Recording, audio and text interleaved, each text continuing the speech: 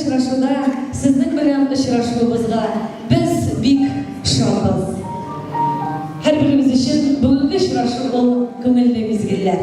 Язучы, шагыйр, күренекле җәмәгать һәм сәясәт эшлеклесе, Татарстан Дәүләт Советының Мәдәният, фән, мәгариф һәм милли мәсьәләләр комитеты рәисе, Татарстанның халык шагыйре, Татарстан Республикасының Габдулла Тукай исемендәге Дәүләт премиясе лауреаты, Татарстан Республикасының Муса Җәлил исемендәге Республика премиясе лауреаты, Татарстанның һәм Россиянең атказанган мәдәният хезмәткәре, Россиянең гуманитар фәннәр академиясының шәрәфле академигы Разил Исмәгыйль улы Валиевка 70 яшь.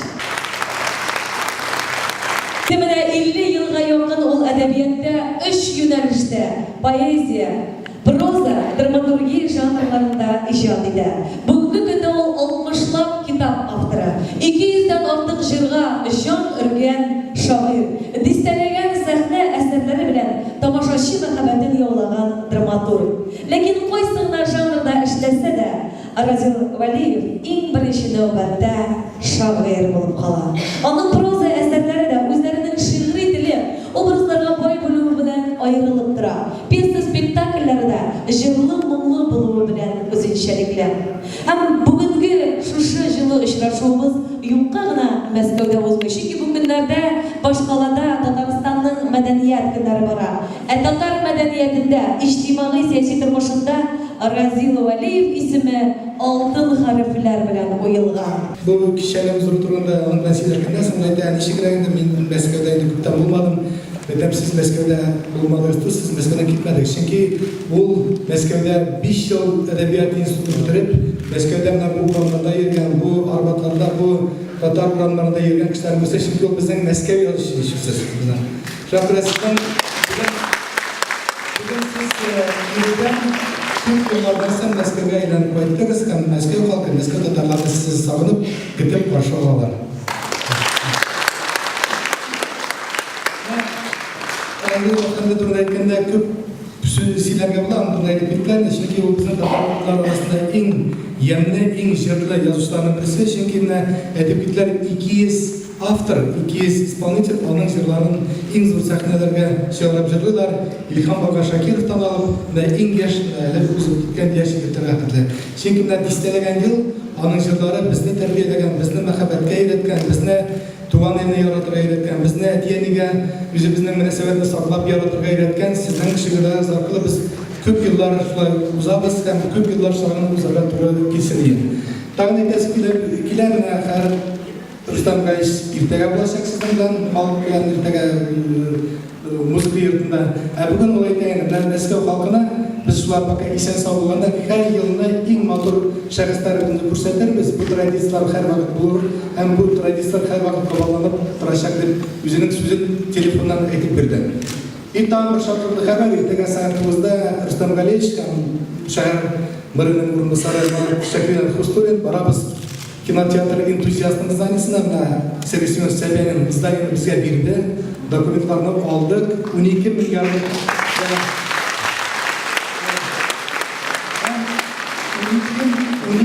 jarımlıq bina Vişniki bizden tatlarlarga Мәскәү халкына бериле хәрендә итәгә biz Рустам Гаич белән принципиаль аның концепциясын барыбыз и bir ел эчендә киләсе елда анда 800 утырышлы суд залларында biz очрашырбыз дип үмитләнеп калабыз.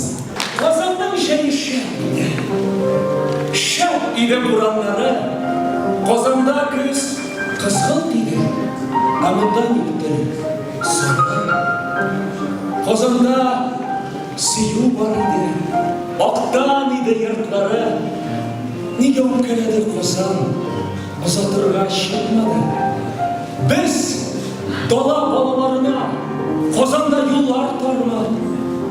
Bilmeyim.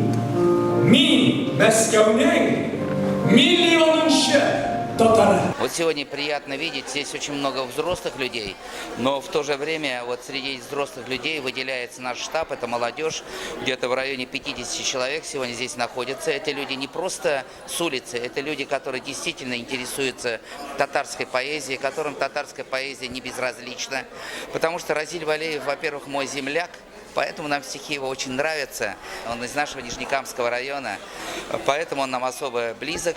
И надо отдать должное, что у многих народов есть много поэтов. Но татарские поэты, татарская поэзия, она особенная, потому что она проведенная через века, она была запрещена многие годы. И вот Разиль Валеев еще именно на его стихи практически все звезды нашей татарской эстрады поют песни. Поэтому он наш современник и в то же время классик. Яшьләр кайда да яшьләр инде, Мәскәүдә дә, Казанда да, башка илләрдә дә, башка җирдә дә. Әмма ләкин барыбер Мәскәү татарларының, бигрәк тә яшьләрнең аерым бер сыйфатлары бар. Мәскәү бит ул бер республиканың бер өлкәнең түгел, бөтен галәмәт зур илнең башкаласы. Һәм монда бөтен илләрдән, бөтен төбәкләрдән, бөтен республикалардан җыелган яшьләр, бигрәк тә яшьләр җыела соңгы елларда. Өлкәннәр бит кайда утырган, шунда яшиләр, шунда гомерләрен үткәрәләр. Яшьләр алар Казаннан да монда киләләр, башка республикалардан, һәм монда минемчә аларның бер үзләренә күрә бер түшәмнәре бар, биеклекләре бар. Биекләре алар монда Мәскәү югарылгана, дөнья югарылгана белергә омтылалар.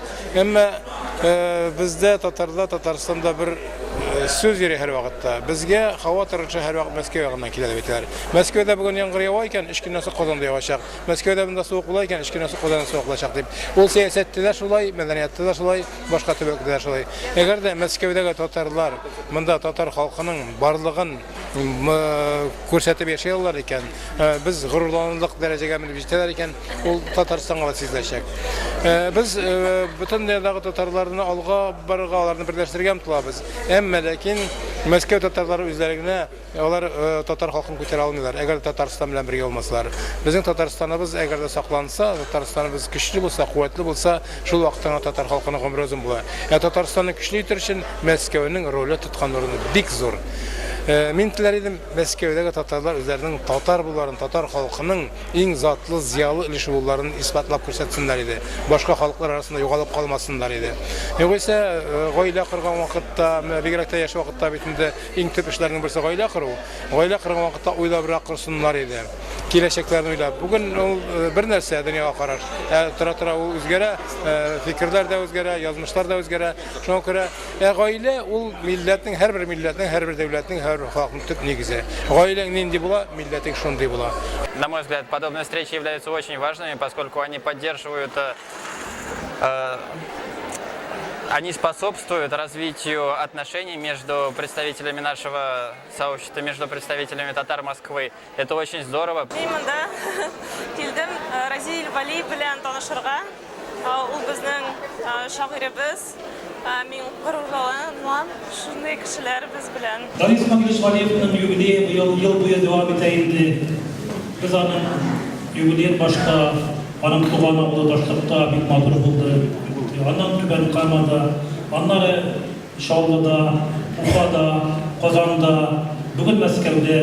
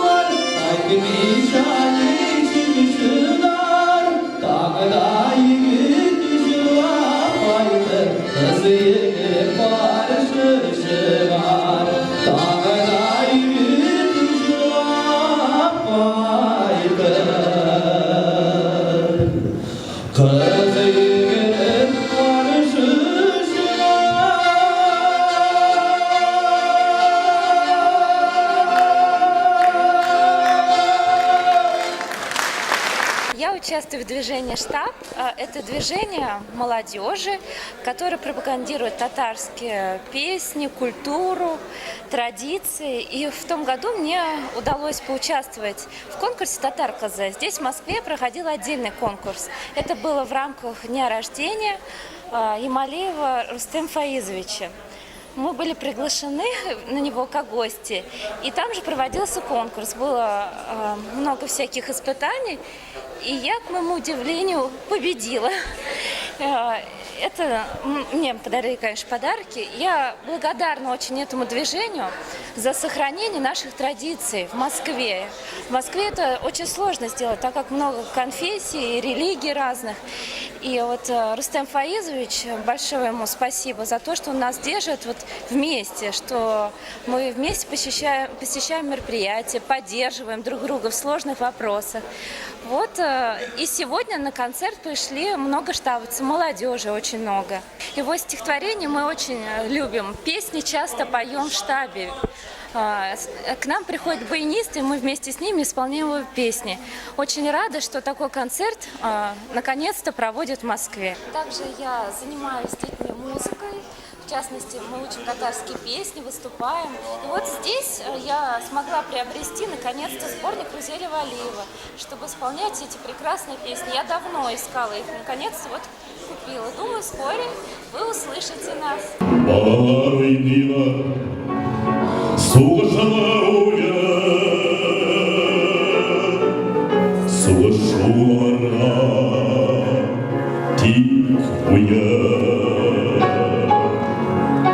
Әмине бойында қайтып шақырғандар Егерме миллион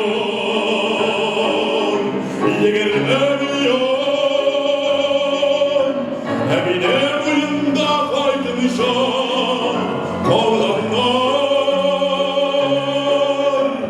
Егерме миллион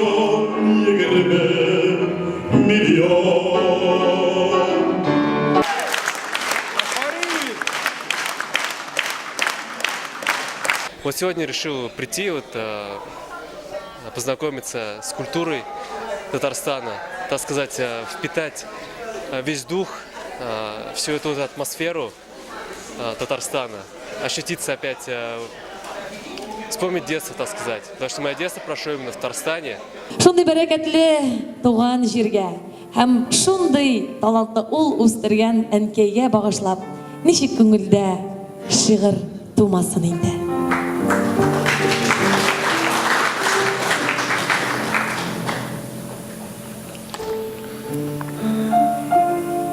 Ниләр языйм әнкәй, ни җибәрим? Бар булганым кара һәм каләм. 70 тиен юлы шигыремнең. Шигырьләтә генә җибәрәм. Үпкәләмим, сөйләмәдең диеп, Уитман һәм Лорка турында сорый идем. Зәй артында күк белән җир нигә орына? Матурлыкны аңлый белгәнсең син. Белмәсәң дә якта Шишкинны. Бездә шулай әйтәләр. 70 ел 60-тан авыррак. Бәлки 75-тән җиңелрәк. Вот сезгә җитәргә 75-кә, аннары аңларсыз, что тагы 80-ләре да бар, 90-ләре да бар. Әйдәгез, ватаныбызны күтәрик. Татар халкын күтәрик.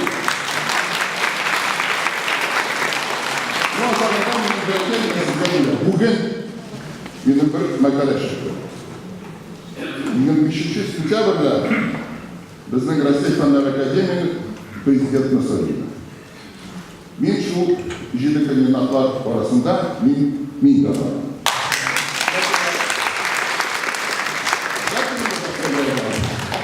Шуны белән мин Россияны да күтәрергә тырышырмын, күтәрергә татар халкын да күтәрергә.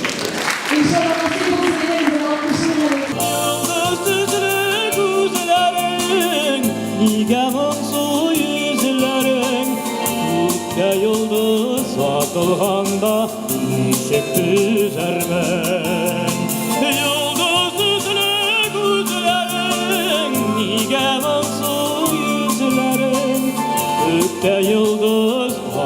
Торғанда неше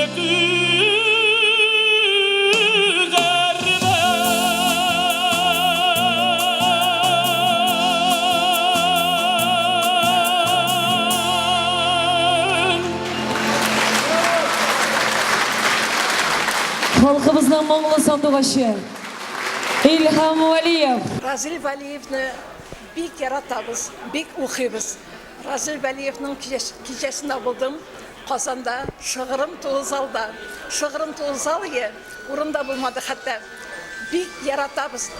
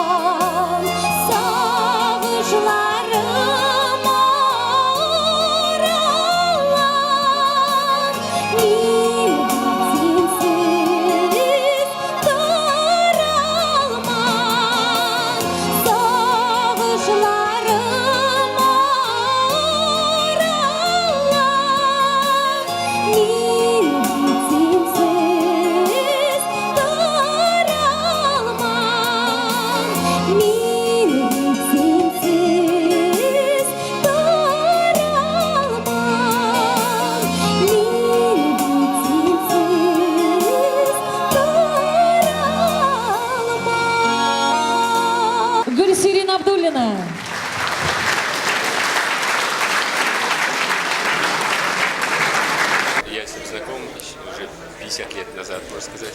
В самом начале еще первых шагов. Я начинал петь как профессиональный певец. И я записал в Казани несколько песен. Они на фоне радио есть, эти записи.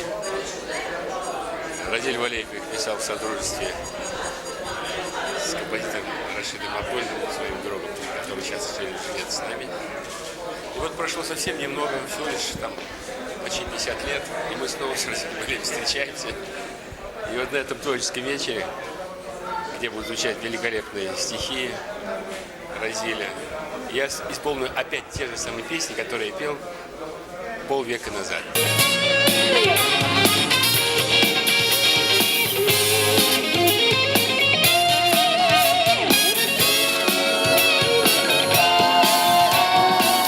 Zengel kuk olsun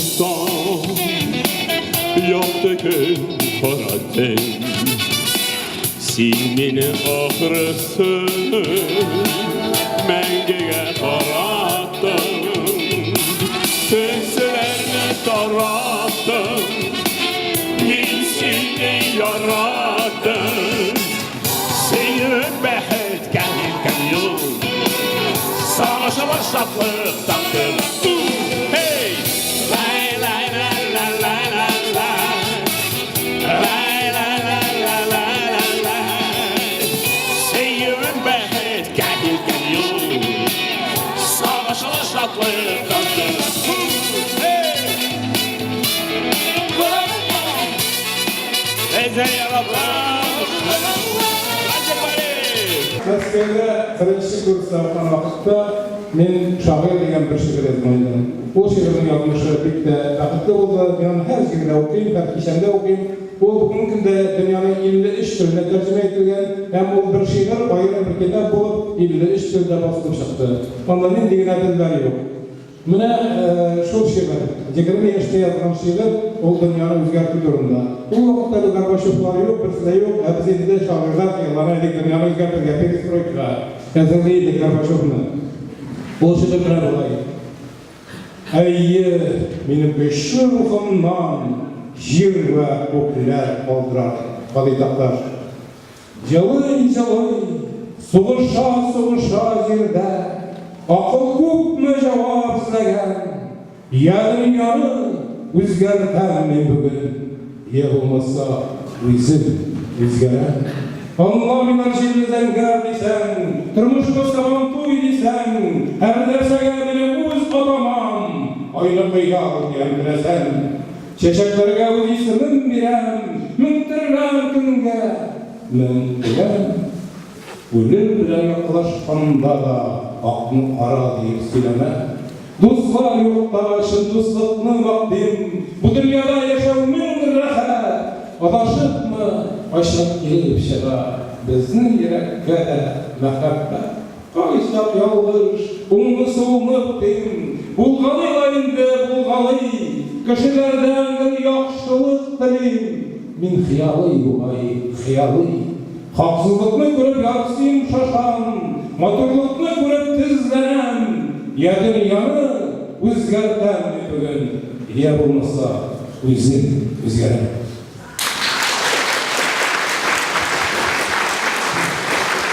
Mesela tiyatronun olmalarında 50 yıl dedik, nerede şahırlar şuraya tiyatronun var idi, dünyanın özgürlükleri çevirilir.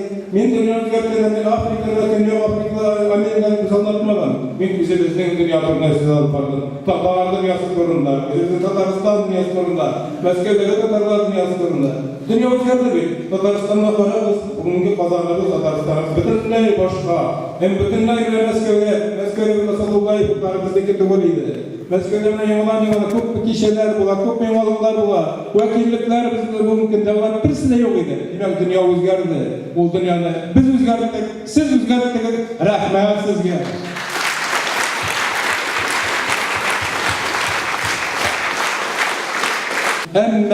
Hemmegizge de isketkiz bir rahmet. Benim bir de akıllı babam var idi. Ol bulay deb aytaydı. Oğlum, men onu soradım, men aytam, xalq, bilek eydi uloqda men. Aytam, xalq deb aytadilar, xalq deymezlar. Nerse ol xalq? Men aytam, babay. Nerseni anglata ol xalq? Shuni bilmayman, aytam, xalq narsa ekanini bilmayman. O babay men ash bulay deb aytgan. Oğlum, men istabam bilasanmi? Sabon toyga halk bara bitti. Onlara bir kinde quvub alıb barmay bitti. Her kim özü tileyip baradı. Özü tilep bara, özü tilep oynay, özü tilep kürəşə, özü tilep jırlayıb. Şundan sonra qoyub qoydu. Əgər də kişi bir maqsad tirəsində, bir uy tirəsində, bir niyət tirəsində özü tilep jıla olayken, ol indi xalq bula, millət bula dedi. Əgər də quvub bitirsə, sarıq bula dedi.